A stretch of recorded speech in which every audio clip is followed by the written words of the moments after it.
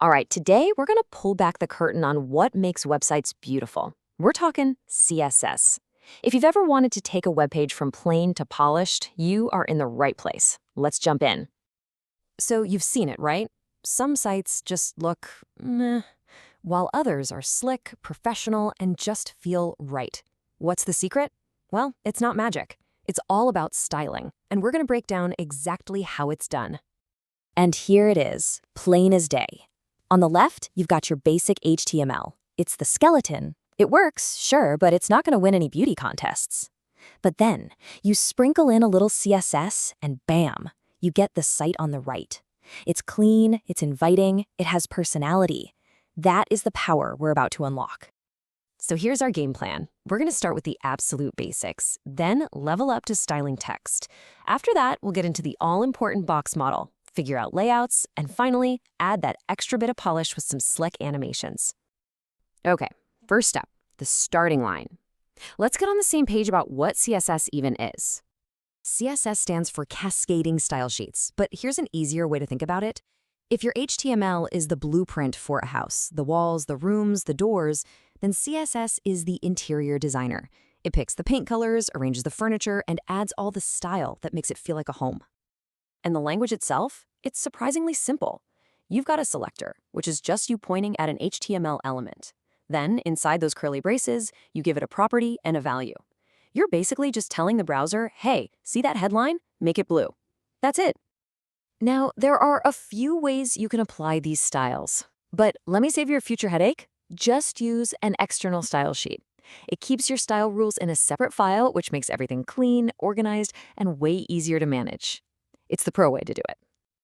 All right, basics are down. Let's level up. This is where you'll see a huge immediate difference, styling your text.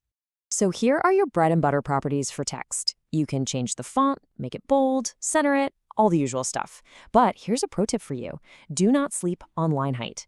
Giving your lines of text just a little extra breathing room can instantly make your entire page look more polished and way easier to read. Okay, level 3, and this one is a big deal. To really get good at CSS, you have to understand the box model. It's the secret key to how literally everything is laid out on a web page. Once this clicks, it's a total game changer. So here's the big idea. Every single thing on a web page, every paragraph, every button, every image is treated as a rectangular box. And every one of these boxes has 4 layers to it. Right in the middle, that's your actual content. Wrapped around that is padding. Think of it as stuffing. Then you have the border, and on the very outside you have the margin, which is the empty space that pushes other boxes away. Nailing the difference between padding and margin is so important. Just remember this. Padding is breathing room inside the box for your content. Margin is personal space outside the box to keep its distance from other elements. We can also change how these boxes behave. A block element is greedy. It stretches out to take up the whole width of the page. An inline element is polite. It only takes up as much space as its content needs. And display none? Well, that's your invisibility cloak. Poof, it's gone. Okay, so we know everything is a box. Now what do we do with them?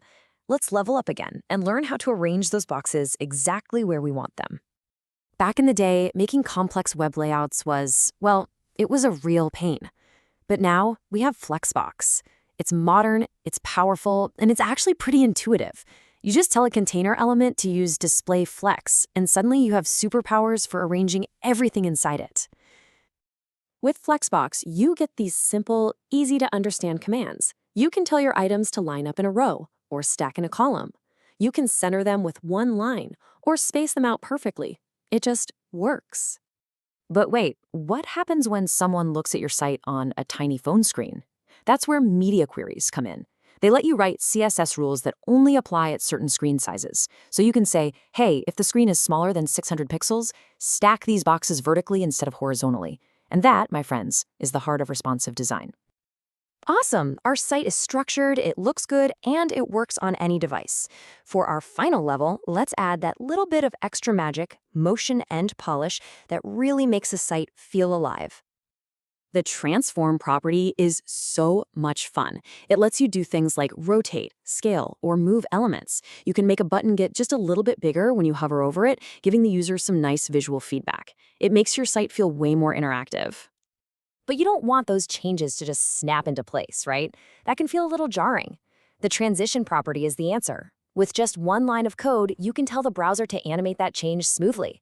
So instead of a color snapping from blue to green, it fades gracefully. It's a small detail that feels super professional. And when you want to create more complex, multi-step animations, you can use @keyframes. This lets you map out an entire animation sequence. You could make a little bell icon gently shake, for example. Keyframes give you total control to bring your site to life. So if you remember one thing, let it be this. HTML is the skeleton. CSS is the clothing. You need the structure, of course, but it's the style that gives it personality and makes it shine. You now have the fundamental building blocks to turn any blank page into something fantastic. You know the rules of style, so the only question left is, what are you going to go create? I, for one, can't wait to see it. Thanks for tuning in.